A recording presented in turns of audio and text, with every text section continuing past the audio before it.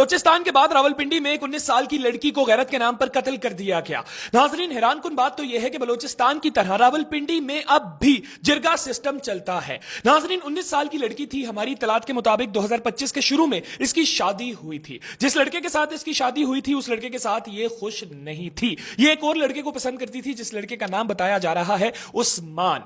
नाजरीन, ये लड़की घर से सोना और हमारी इत्तलात के मुताबिक 1.5 लाख रुपया लेकर उस्मान के साथ चली गई थी। लेकिन बाद में इस लड़की के घर वालों ने लड़की को ढूंढ लिया और ढूंढकर रावलपिंडी वापस ले आए, जिसके बाद जिरगा हुआ और जिरगे में यह फैसला किया गया कि लड़की को मार दिया जाए। हमारी इत्तलात के मुताबिक 30 से 35 लोगों के सामने इस्लामाबाद कैपिटल पाकिस्तान का इसके साथ वाले शहर रावलपिंडी में एक लड़की को मार दिया गया जिसकी उम्र 19 साल थी, और उसके बाद उसको दफनाया गया।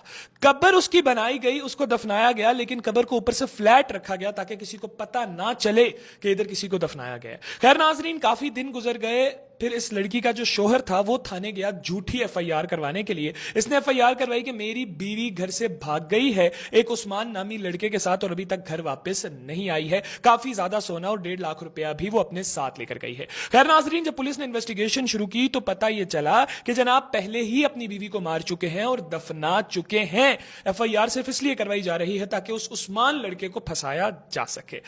नाजरीन, हैरान कुन बात जो इस केस में है वो ये है कि जिरगा सिस्टम रावलपिंडी में भी चलता है। आप लोग इसके ऊपर क्या राय रखते हैं जरूर कमेंट सेक्शन में अपनी राय का इजहार कीजिएगा। इसके साथ ही मुझे दीजिए इजाजत। अल्लाह हाफिज।